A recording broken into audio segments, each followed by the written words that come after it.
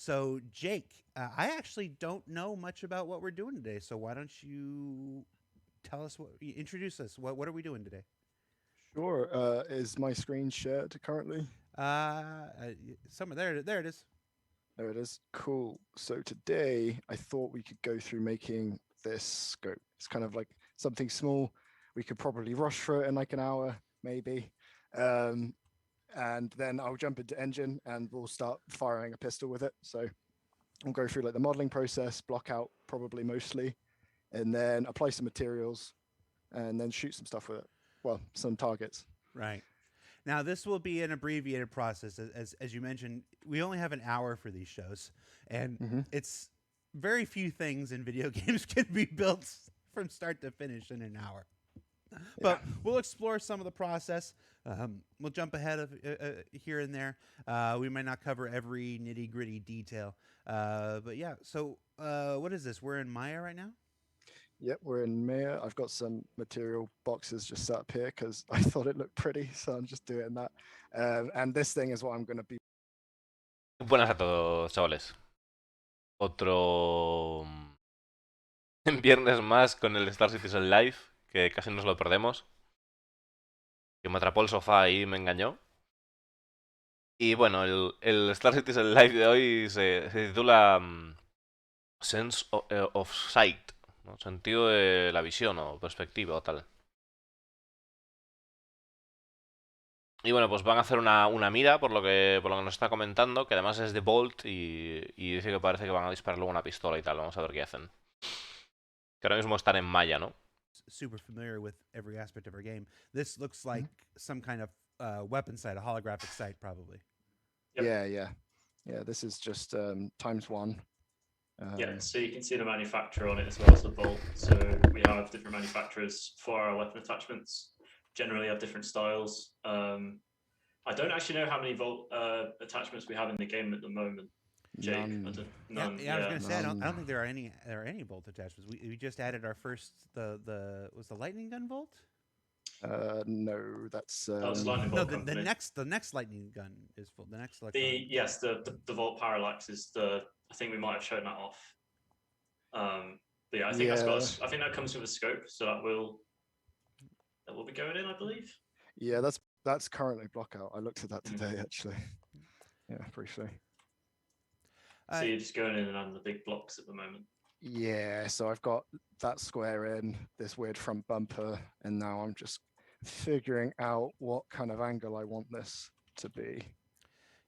For folks watching at home who are mentioning the frame rate, screen sharing over Zoom has two wonderful options. One where it optimizes for frame rate but makes everything blurry in order to get the frame rate up, or one where it presents everything crisp and clean and nice so you can see everything, but then sacrifices a couple of the frames.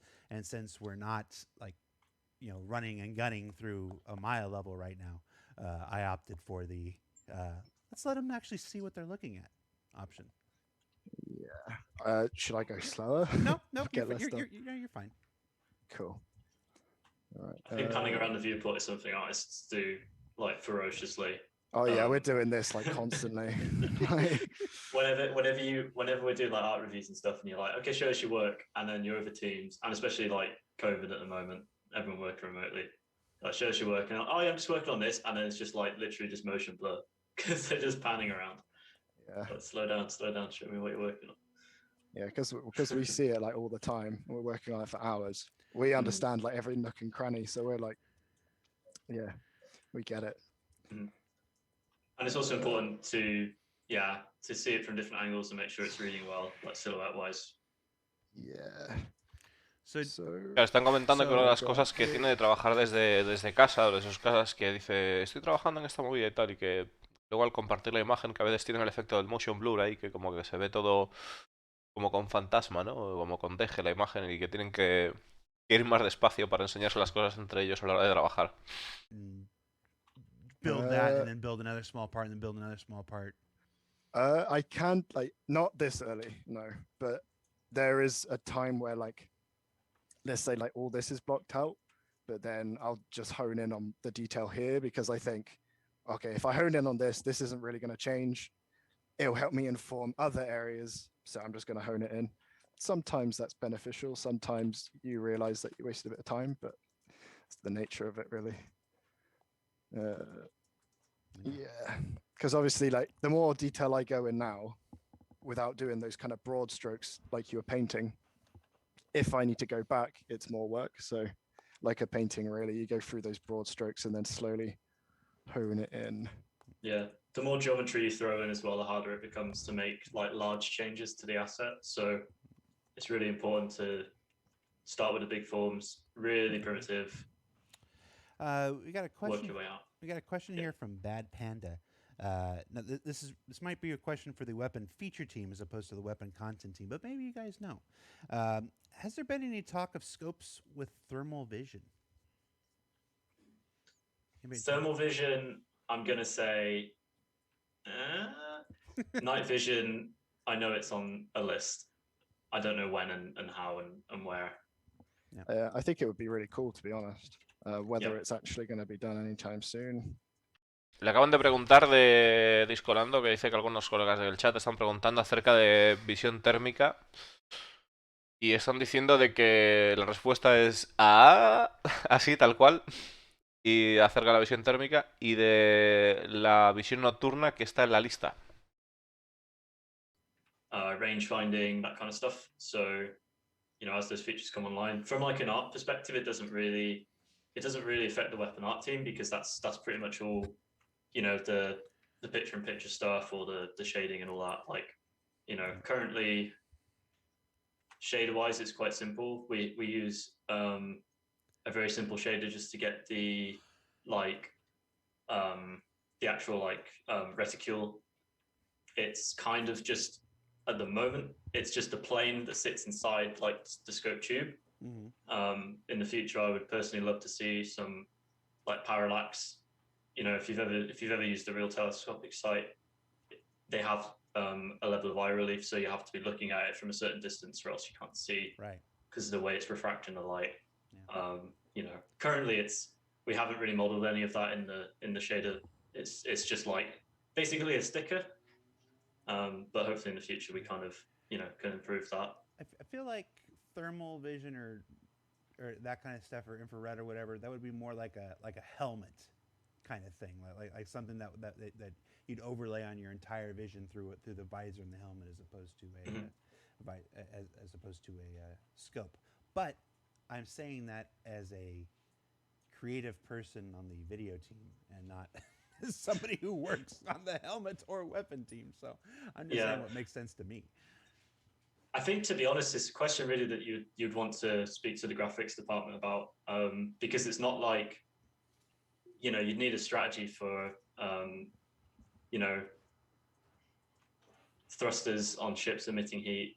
You know, it kind of, thermal vision would affect like a lot of stuff, right? It's not a single department. It's not like the weapons. It's not something like the weapons.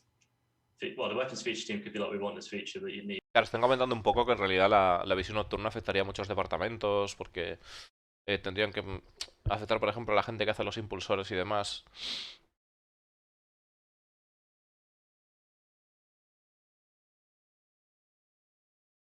Y bueno, con respecto a lo que están haciendo de la mira, están diciendo que es importante empezar con formas geométricas muy sencillas y a partir de ahí ir tallando, ¿no?, las formas. Por si tienes que hacer algún cambio, pues a medida que vas evolucionando el proyecto, que sea lo más sencillo posible.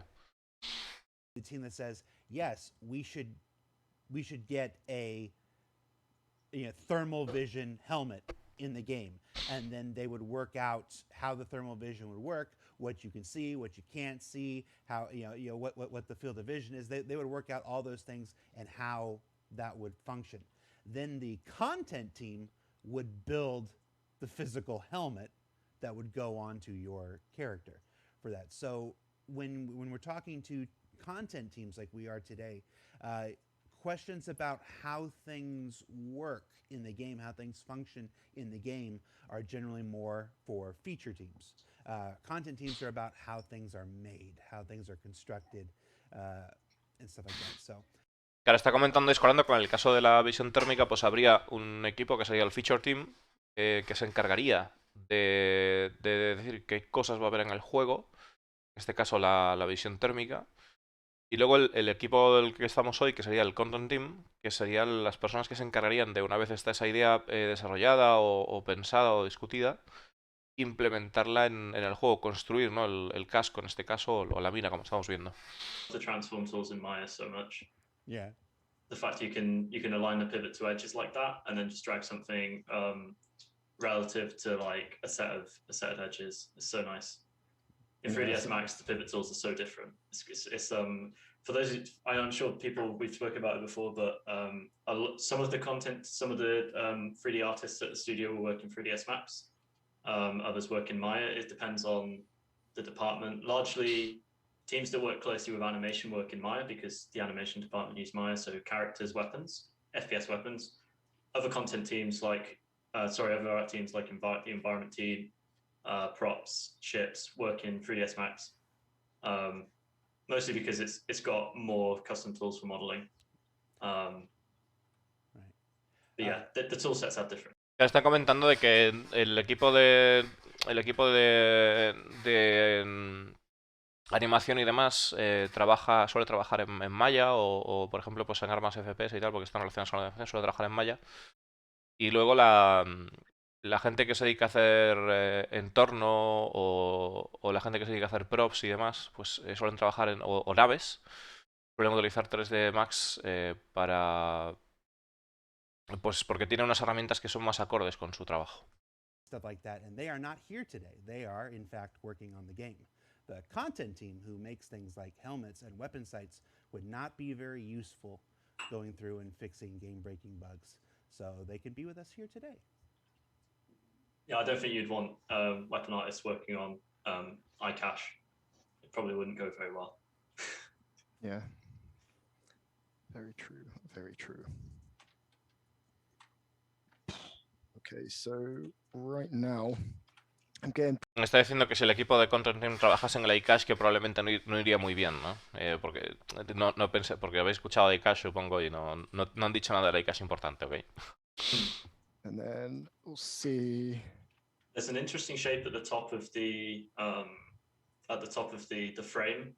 It's kind of like the transition between like that edge there is like planar, and then it's like a little triangle, and then it's almost like it kind of sticks out on the side of the frame, if that makes sense. Yeah, I think it's going to be fun to resolve. I think I already have an idea. That's the thing about modeling, is it's a lot of people have a different approach to some of these problems. Yeah, something like that. That's like super quick. You can just like fix that. But when you're looking at, especially when you're looking at like a 2D render, it's a very interesting challenge having to like resolve that in 3D space, especially when you get a concept that's been done in 2D, because some of the forms can be really like wishy-washy and they look really great, but then when you come to resolve it in 3D, you have to really think about how those different faces interact.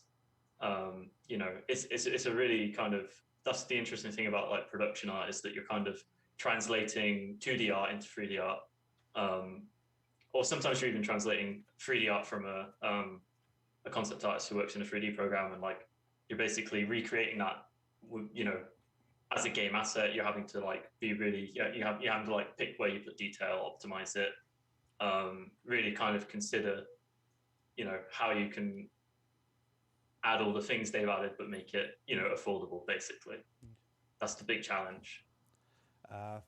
Folks in the chat are discussing. Claro, están comentando de que en una de las cosas curiosas es a la hora de ellos pasar un concepto de 2D a 3 dimensiones, como están haciendo aquí, pues cada persona, que es interesante ver cómo cada persona busca resolver los diferentes problemas que se va encontrando o las diferentes situaciones a su manera. Pues cada uno tiene su manera cada artista, digamos, que tiene su manera de hacerlo, se podría decir.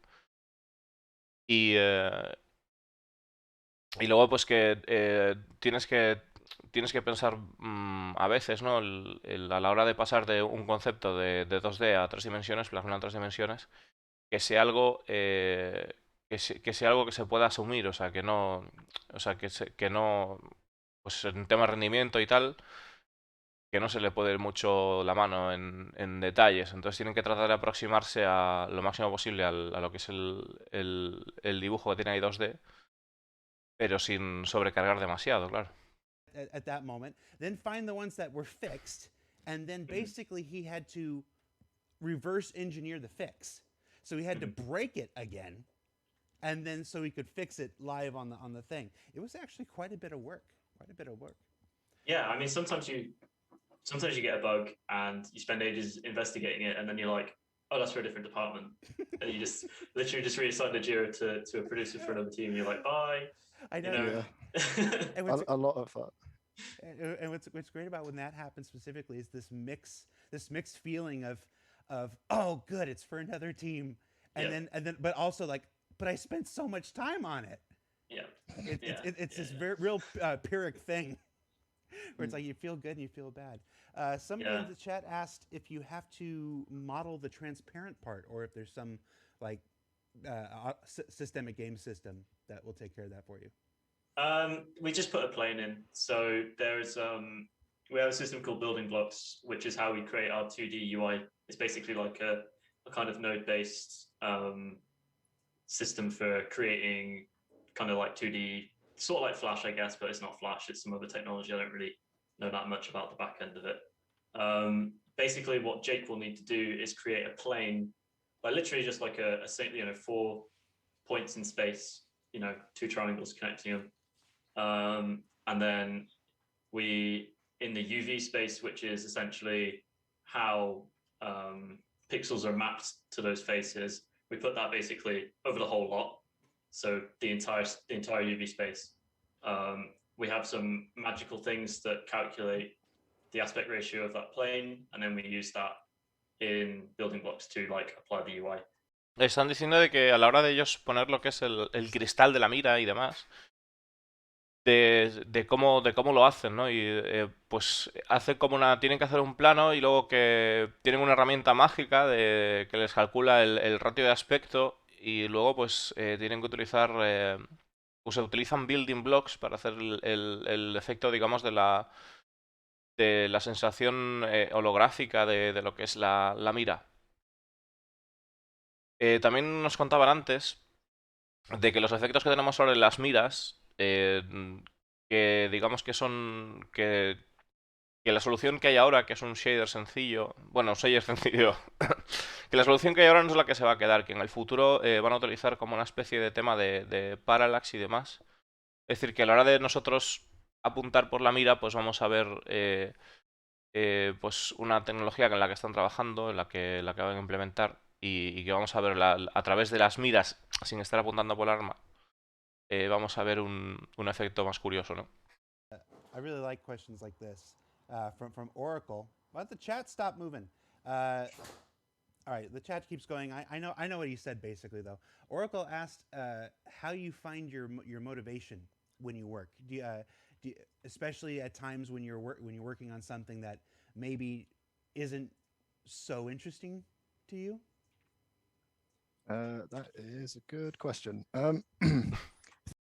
¿Cómo encontráis vuestra motivación, especialmente cuando trabajáis en algo que nos llama la atención, especialmente, ¿no? You have motivation or not, it's kind of dumb. Doesn't matter, and that's the brutal answer. But the best answer really is you just take a few more breaks that day.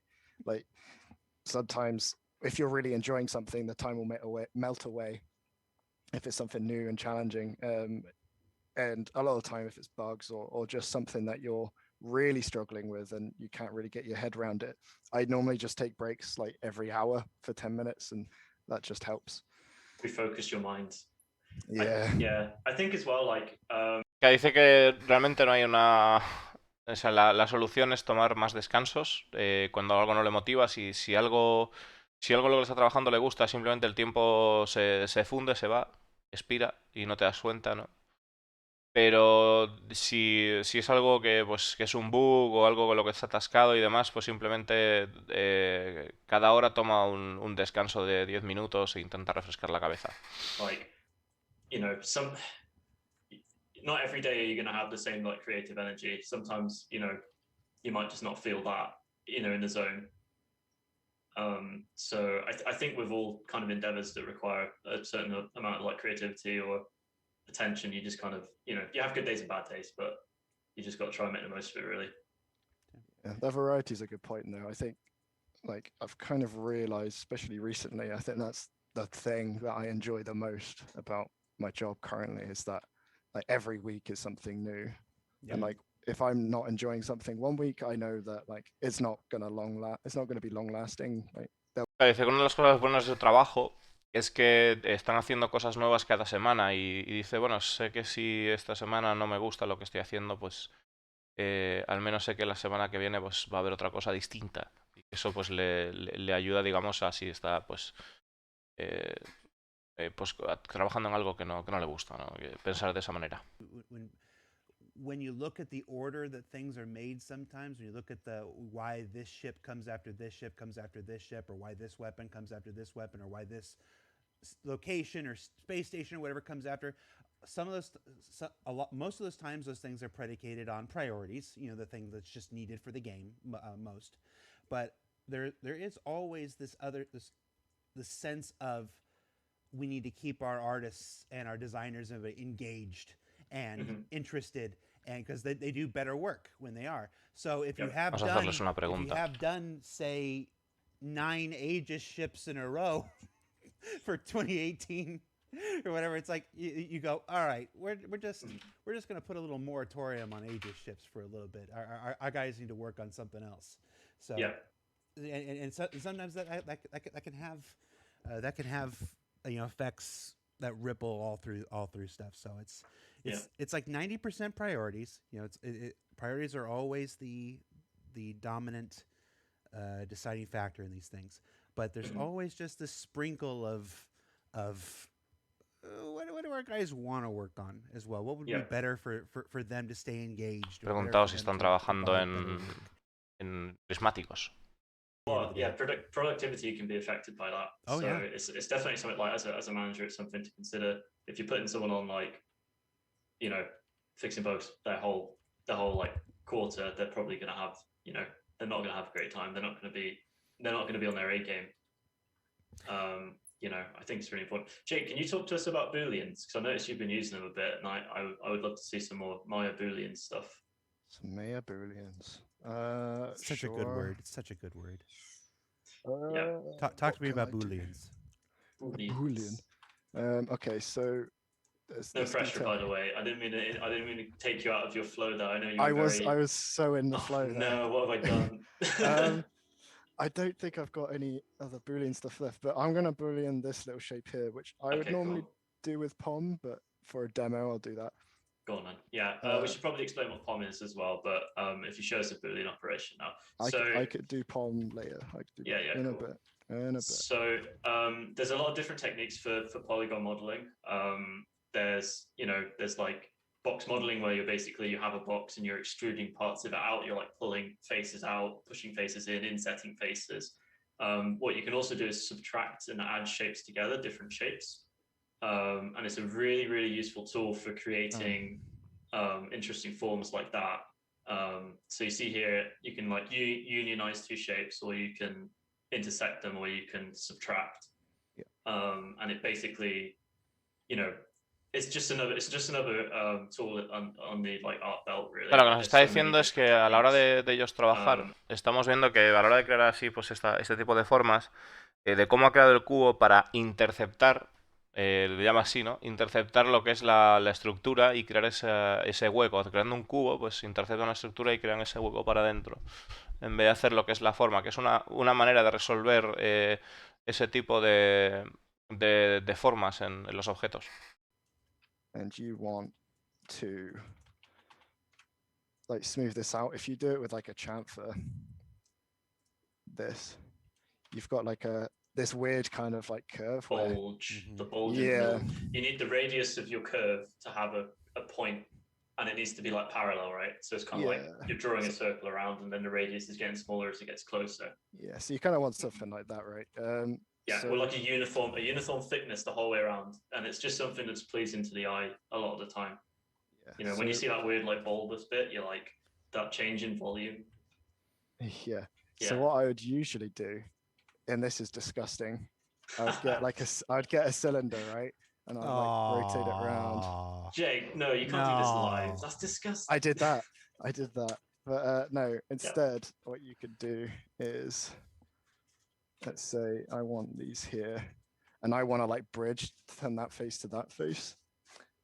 If I grab this, there is a YouTube tutorial that I found this on, by the way. It's not like anything fantastic. If I snap this edge to here, so this edge is kind of going to be the radii. That's the center of your bevel, essentially, right? So I'm going to select these two, the face I want to extrude and my kind of like working. Do you like a lathe or what? Select multi, select the face, hold shift to select the edge, and then you can go to wedge. And then you've got like an angle here. Oh, it's like a lathe, but with faces. That's really cool. And you could do that. So yeah, nice. Yeah, I mean, Claro, maybe están, that's really boring. It's like, what? lo que están diciendo es formas de cómo hacer una curva, ¿no? Está diciendo que el tipo ha visto un tutorial en cómo se hace, pues teniendo esta parte, esta parte, esta parte, y selecciona pues lo que es la base de aquí, el pico de aquí, vemos cómo hace la curva, luego la invierte, y bueno, antes estaba haciendo que decía que antes hacía como una forma cilíndrica y tal, que es bastante desagradable, decía. Estaban diciendo, eso es jodidamente desagradable. Y bueno, que dice que esto lo aprendió, esto que estamos viendo aquí, que lo aprendió de un tutorial de YouTube, que queda bastante bien. El compañero parece que no había visto tampoco esta forma y dice que está bastante bien. I'm on Reddit right now looking for the Star Citizen Devs Learn from YouTube thread and the inevitable article on. You're not good enough for, some game no one's site. too good to look at YouTube every now and again, to be honest. You are always learning. Yep. Yeah. Every day's a school day. If you're not learning, then you need to try some new stuff, I think. Yeah, I mean, claro, está diciendo de que que están todo el día aprendiendo, ¿no? Que si no estás aprendiendo algún día de cosas nuevas, refiriéndose al tema de, bueno, pues simplemente han aprendido alguna cosa del YouTube y tal. Que dice que si no estás aprendiendo todos los días, que busques algo nuevo que hacer para seguir aprendiendo, ¿no? Que todos los días son días de escuela, dice. Have experience in real life that you feel has helped you in your digital art? I mean, there's not direct experience, but I do think some basic understanding of like fabrication, industrial design. Obviously, when you're creating 3D art, you're normally creating something that's analogous to something in the real world. So if you can understand how that thing is put together, you're going to make a more convincing version of it. So I think really like reference and inspiration, it can come from anywhere in the real world. Like, just looking at how stuff is made, I think is really, really important. So yeah, I would say. Le están preguntando si tiene algún tipo de experiencia real o a la hora de poder trabajar en este tipo de cosas. Y dice que no diría que es una experiencia real, pero sí que nos fijamos en cómo están pues las cosas hechas en la vida real y tratar de buscar esa referencia. Dice que es algo muy importante el mirar cómo están construidas las cosas en la vida real para luego pues a lo de plasmarlo aquí que sea creíble, claro. There's a program called Marvelous Designer, which is like a soft body kind of like sculpting thing. And you make that how you would make a bag or an item of clothing in real life. So if you know how to do stitching, or clothes making, well, it's designed for that industry primarily, right? It's mostly like fashion and what's the word for it? My mind is the first you time, know what I mean. The first time I saw Marvelous Designer was the first time I kind of thought it was cheating. I was like, what? Yeah. When you just look at the breadth of what it can do and how it does it and how quickly it's some functions anyway. I was just like, this is, I don't know, just the genuine first reaction I had was, this is cheating. Yeah. Back in my day. Yeah, it's so much like that with game art. Like, it's constantly evolving. Pipelines are becoming way more like physicalized and simulated. And the tools are just getting a lot more sophisticated. Like for creating materials and stuff, there's a lot of like procedural tool sets like Substance Designer for making materials. Back in there, what you'd do is you'd be sourcing photo reference and kind of using a program like Photoshop to combine photo reference, and that would basically be a lot of your texturing, tool set, or you'd be doing it by hand, right? You'd be like, by hand, you'd be painting in edges and just like on a 2D, you take your UV layout, which is, like I said, is unfolding your model in 2D space. so you can put paint on it basically. And you take that UV layout and put it into Photoshop, and you'd literally be there just like painting stuff, right? Whereas now we have programs like Substance Painter where you can take your 3D model and just paint directly on it. And that's just like such a game changer. You know, like the way 3D art has been made has changed so much. Even in the like 6 or whatever years I've been doing it, you know, it's changed radically. And it's just going to continue changing as we get more like, you know, more deep learning tools, that kind of stuff, more physicalized workflows. Like, it's only going to get crazier.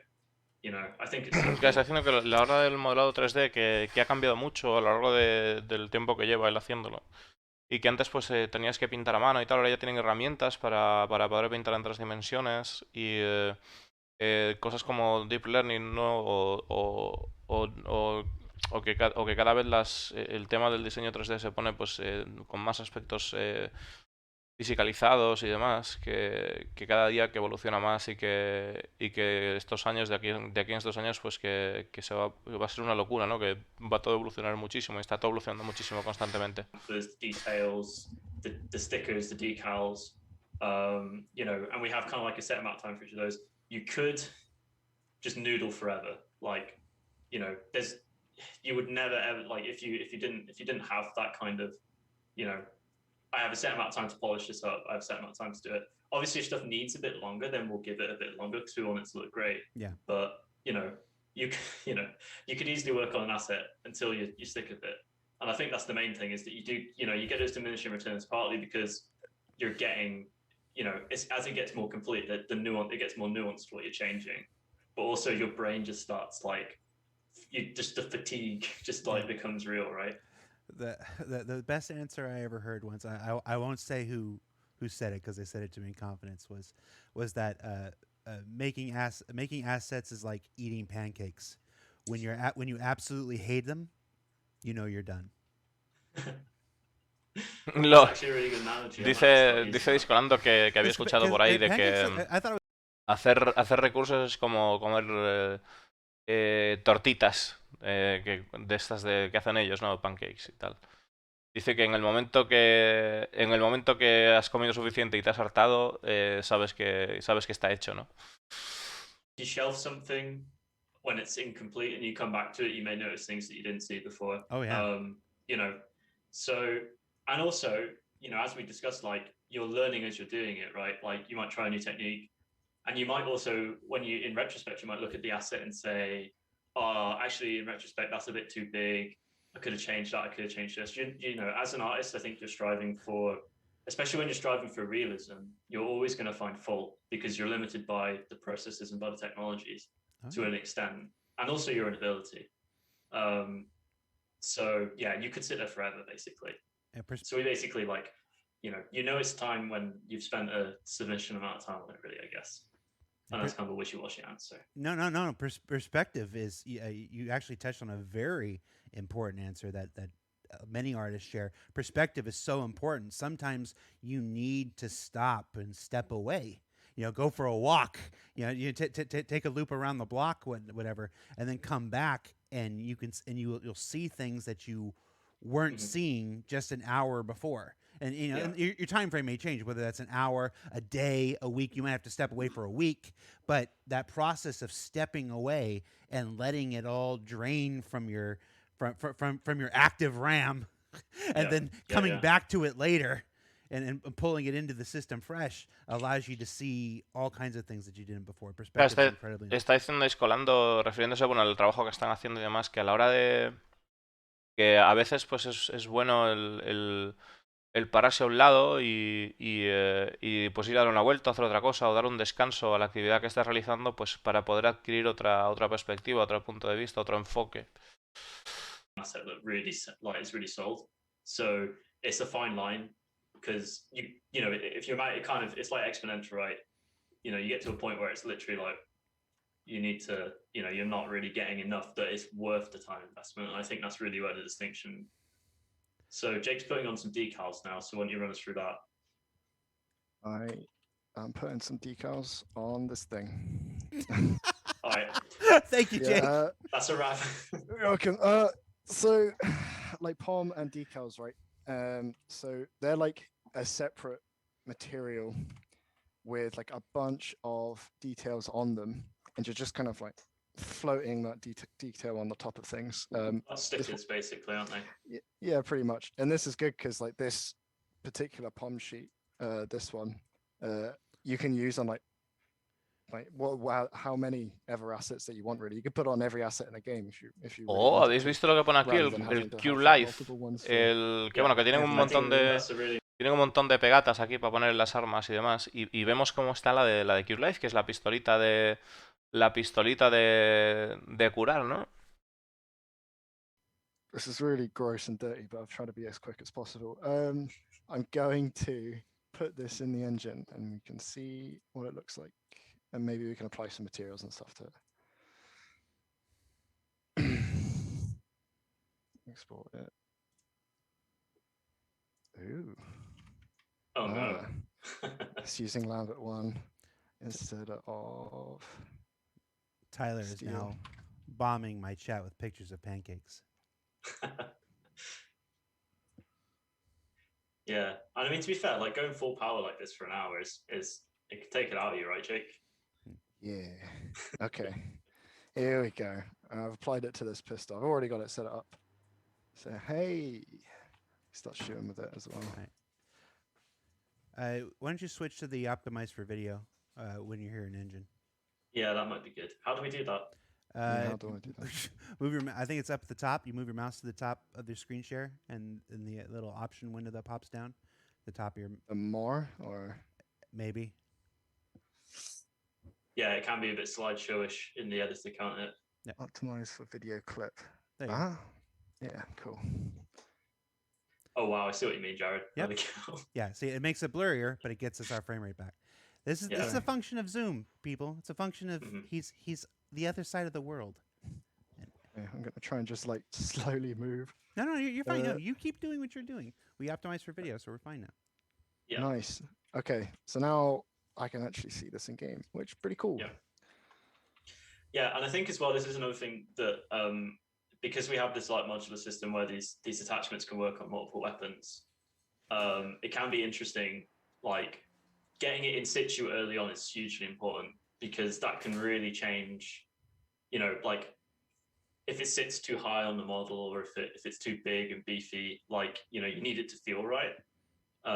So obviously making those changes once you've put in loads and loads of geometry is a really bad idea. So like getting it in game, I mean, I feel like that looks pretty nice. Maybe a touch on the small side. I don't know. What do you think, Jake? Actually, chat was just asking that. How do you know you got the scale right? Normally, you just eyeball it for things like this. We do have metrics that we use for these, for these assets, but it can just be on a case by case basis. Like some of the concepts we get, they look great. They look really lovely. But when you put it on a model, the way it kind of interfaces with the top of the gun, it can feel a little bit too squat or a little bit too tall and skinny. And that's just where like there is a little bit, as the production artist, there's a little bit of like interpretation, finessing it to make it feel, and read quite well. So Corey, are you saying this needs to be taller, wider? What's your preference, mate? I mean, you're making it, so I'll leave it up to you. But I think perfect. Yeah. Okay, it's perfect. There we go. Corey Bamford. Normally we just eyeball it. Yeah. Is that a quote now? Yep. Okay. I'm waiting for just waiting for the meme. LOL. How about that? Están diciendo de a la hora que tenemos las métricas para poder hacer las miras y demás. Y luego para saber dónde apuntan y demás, pues ahí vemos.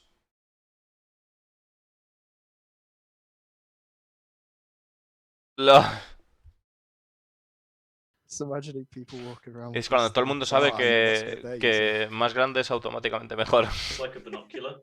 So you hold the pistol sideways, and then you got two dots. Yeah. That's how it works. Just poke yourself in the eye with it. Yeah. Cool. Right, get rid of that. I think what we could do now is probably re-export it at an appropriate size, and probably play around with some materials. So I got the CGF here. Right. I will set this up at a camera angle like this. Do you want to launch a finished one as well, just so we can get like the side by side? What now? You want like a finished one now? At some point, it might just be nice to see. This is where we're up to. Obviously, it takes longer than an hour to make one of these guys, but yeah, for those watching at home, we are skipping ahead at this point. Like the 3D modeling is not done, but in order to fit more of the process into our hour-long show, we are now skipping ahead to the materials. Mm-hmm. So is this picture quality now? Yeah. You can turn on. Yeah, that's for this one. Why don't you? Yeah, that's fine. Keep it here. Yeah, because I'm not moving about that much really. Just the pictures. Me están diciendo de que el proceso de los materiales y tal, que normalmente llevaría más de una hora, pero que bueno, que ahora mismo pues para hacer esta demostración de cómo están haciendo, pues están reduciendo los procesos que ellos tardan, el proceso de lo que se tarda en hacer este tipo de recursos, ¿no? Que lo están minimizando para que podamos ver de qué va el asunto. Things like this, like I can just throw this in early, which sometimes I will do, and I'll just throw some materials on it and it'll help inform like how it looks. Like I don't need to make the entire thing, bake it out, then put it in Engine and see how it looks. I can kind of do all three at the same time. Yeah, which is really helpful. I know this gets brought up on a lot of our art dev kind of shows, but the main difference between the workflow we use on weapons and other assets in the game and the more kind of traditional workflow for video game art, we don't have a high poly bake. And what that really means is we don't have a really high resolution model, and then we don't like translate that detail onto a really optimized low poly model. What we kind of do is we make like a mid poly. It's kind of more expensive triangle wise. There's more triangles and vertices than you would have like a low poly, but then we don't have to have a unique like bake for each of our assets. So essentially we rely on this thing called like face weighted normals to create the lovely like smooth curves. And really it just means that the texture use we have is a lot lower. So it's kind of a trade-off. I hope that made sense. Yeah, all I heard was our work is mid. Yeah. I normally have this like onto my second screen, so like I'm not looking through this like tiny window. Yeah. I mean, you can drag it over if you want, and we can... Me están comentando que bueno, a través de este programa pueden ver cómo quedan los materiales en tiempo real y demás, y que luego a la hora de ellos de trasladar esto al juego, como que tienen una especie de modelo mid-poly que le llaman, que luego se traslada de alguna manera al juego. Y dice Discolando, bueno, solo he entendido la parte de nosotros trabajamos en mid, en medio, ¿no? Ya está. There's far more work that goes into these, and then as far as the multiple customization options and everything, again, that's additional work, not just for the content team but for the feature team. All those different customizations have to be created as a feature set, and of course this isn't the only thing that these guys work on. So I think that's the biggest one, is that attachments, while we prioritize them in some quarters, generally like it makes up a part of our workflow, but we're also creating the weapons, which are much more time consuming. I mean, also if you look at the difference between this guy on the left here now, that's like a final asset. So you can see like the modeling is a lot further along. The material definition is there. There's also a lot of technical setup that Jake's glossing over, because it probably... Dice que bueno, que estos chavales también trabajan en bastantes más cosas, no solo en esto, y que también en armas y demás, que llevan más trabajo. Y nos están enseñando a la izquierda un recurso ya terminado para que se vea la diferencia, la definición de los materiales y demás, comparado con el de la derecha, que está sin empezar prácticamente, por lo visto. I think I agree with you. That scope is quite small, because I know this is already quite small. Yeah, I think it does need to be embiggened somewhat.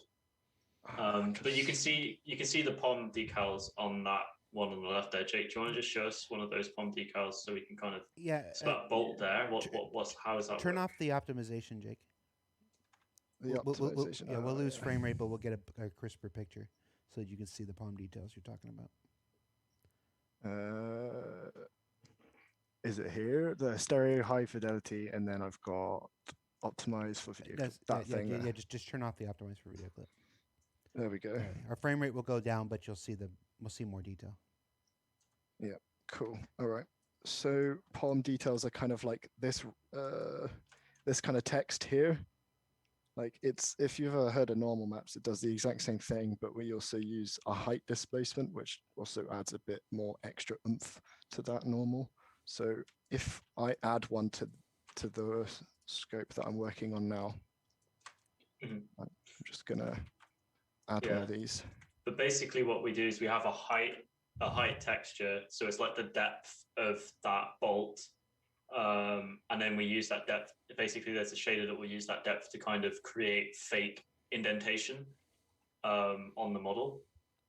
And basically, it's a lot cheaper than modeling it in with geometry, right? This is an instance where using texture memory is a lot cheaper, because those kind of cylindrical, circular forms and stuff, that would be really, really like, you know, heavy on triangles. So we kind of fake a bit of the modeling with these texture sheets. And it just gives us that extra little bit of detail. Yeah. So you can see there's like a perceived depth to that bolt, right? It looks. Claro, like dice que lo que estamos viendo aquí es la profundidad, que realmente es una textura, es un tema de texturas, un paquete de texturas engañando, que realmente no es una forma tridimensional, ahí no está hundida para adentro, porque eso consumiría mucho y es como una manera de tener el mismo resultado, pero pues no afectando tanto el rendimiento, claro.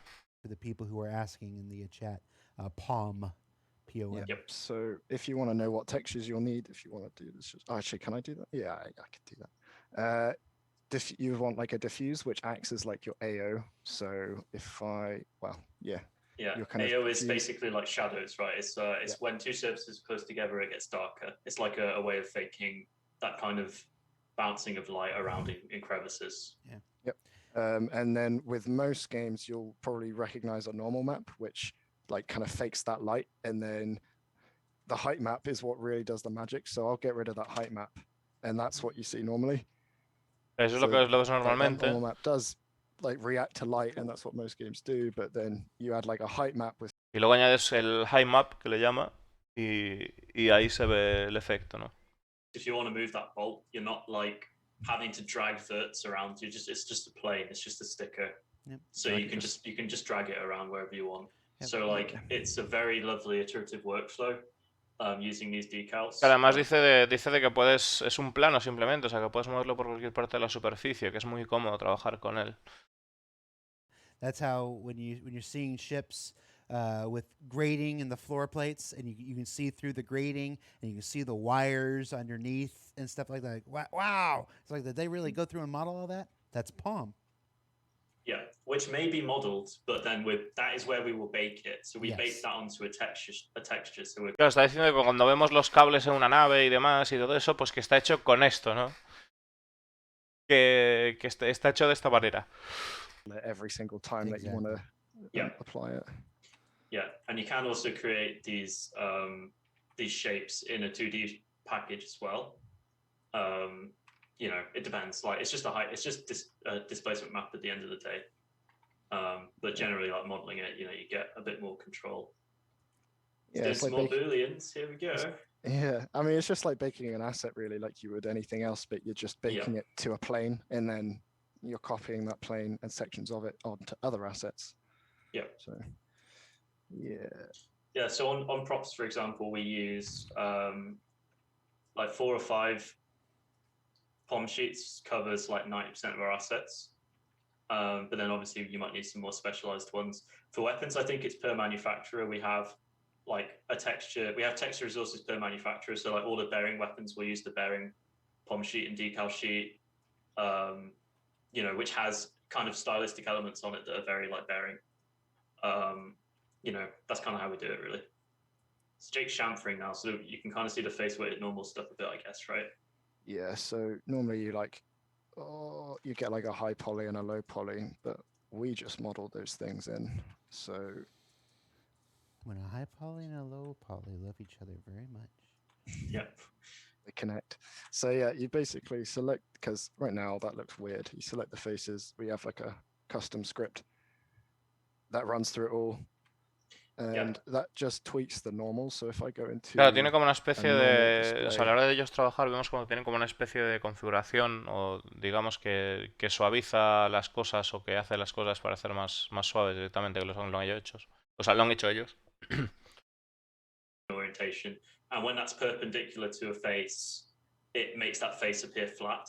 So we're basically weighting the normals to the large flat faces, and then we're kind of letting all of the angle, the difference between the normals is on all the edges, and that's what creates that little curve. Normally you'd need like a texture resource to kind of fake that.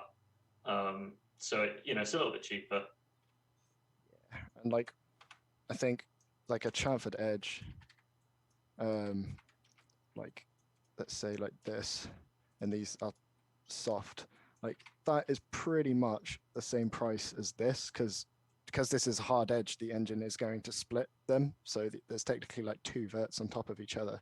Yeah. But on here that isn't happening because they're smooth, they're one smoothing group. So although you're getting like, you've got a much higher poly count, that's why like our budget for poly count's much higher, your vert count is normally nowhere near that.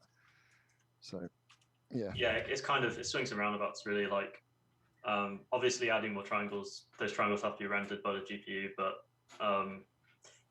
versus having textures for every single asset, it's kind of, it generally wins out.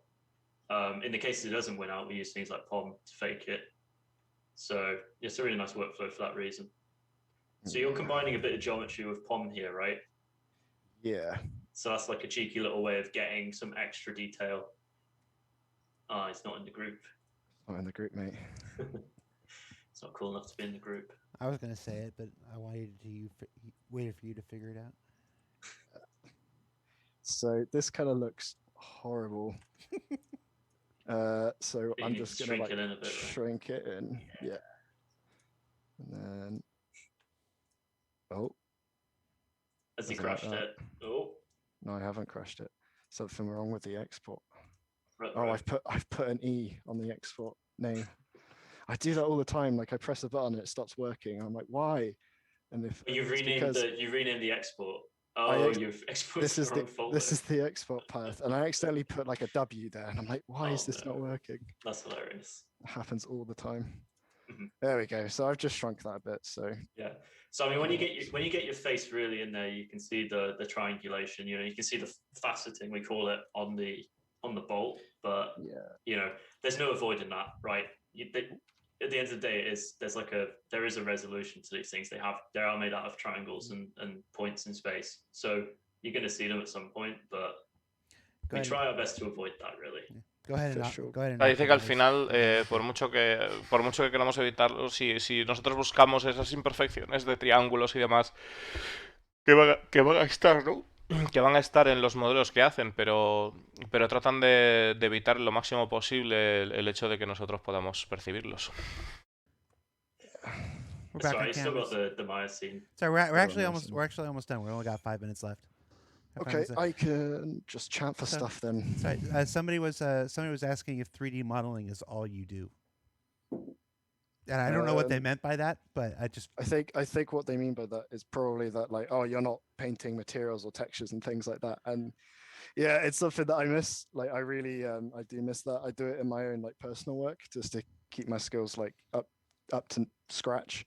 But there are circumstances where we do, like those POM and those decal sheets, for example. We will, if you've got any like random like weird like custom assets. Like I think a while ago, I don't know if it's even in game, I made some like prosthetics and like some hearts in a jar and like organic stuff, and that needed that workflow as well. So in terms of art, yeah, you're kind of right, but yeah, but we also do a bunch of bug fixing, communication with other teams, like. Ahora está diciendo le están preguntando si hace otras cosas a partir de modelado 3D. Y dice que bueno, que si la gente a la que está preguntando se refiere a si hacen pintar texturas y demás, que es algo que echa de menos, que en su tiempo personal pues sí que hace para mantener su habilidad por encima de pues algo digno. Y que también hacen pues corrección de bugs y también comunicación con otros equipos, aparte del modelado 3D. Artwork is also producing work to a standard for a game, right? Yeah. That's the difference, really. It's not, it's not the same as like if you're doing like concept art, for instance, you don't have those same restrictions. It's purely about the design and the aesthetic and stuff, the vision, and then production artists make that a reality. We'll actually wrap up here. We'll wrap up here. Well, I'll give you one final question from the chat because the chat has been asking. If Maya, Blender, and 3D Max all enter Thunderdome, who's coming out alive? Maya. Oh, it's Maya. I mean, like, it's definitely not 3ds Max, I think. Sí, Maya 3D there goes Max my y- partnership. Bueno, si todos los programas que utilizan entrasen en una arena, ¿quién sobreviviría? Y definitivamente Maya, ¿no? No es Maya, dice, ¿no? And Creo. Maya's just like the kind of old timer who like always wins, but Ah, el still Maya, wins. dice. I see Maya, it as- Maya, if dice you're que gana comparing Maya. it to languages like Ganaría Maya 3ds como Max programa de herramientas, ¿no? and Para Maya ellos. are kind Como programa para ellos trabajar. in that like they're the dominant kind of program. But like if you look at languages like newer languages that have kind of been designed to be better in a way, they don't have that same like they don't have that same amount of use. I think that's the problem. What's that language that was like invented recently? I can't remember what it's called now, but like basically that's kind of how I see it. Like Maya and 3ds Max are kind of really entrenched in the industry, so a lot of people know how to use them. A lot of people, and it's like a common language, right? Whereas Blender's kind of quite new. It's tool set's only really developed over the last few years. Yeah. So And like it's hard to say. if you're asking like to pick one as well, to get in the industry, just use Blender. It's free. Like, It's free. and it's really good as well. Like a lot of the skills that you'll learn using that are transferable. Like I started on Maya. I mean, I'm working on Maya now, but like when I first started here, I was moving over to 3ds Max. But that's why I don't like it, because I was forced to come off of it, and now I'm back. Yeah, I think your first is always the one that you will, your first 3D program is the one that you'll feel most comfortable in. Like, never forget your first. Your first love.